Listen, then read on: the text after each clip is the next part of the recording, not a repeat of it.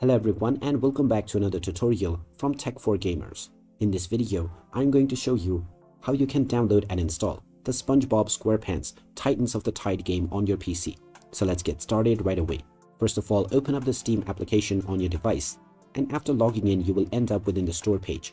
From here, click on the search button, and now you can type in SpongeBob SquarePants Titans of the Tide to begin your search. Once you find the game, just click on it, and this will take you into the game page where you can check out the trailer as well as the reviews. Now you have the option to play the demo version before buying the full game, and in order to purchase, you can click on the Add to Cart button alongside your preferred edition. Click on View My Cart in order to continue towards your payment, and now you can use your Steam wallet balance or any one of the payment methods from the drop-down menu.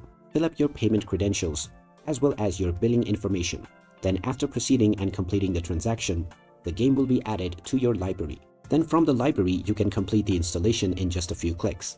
And once it is done, you can start enjoying the SpongeBob SquarePants Titans of the Tide game on your PC.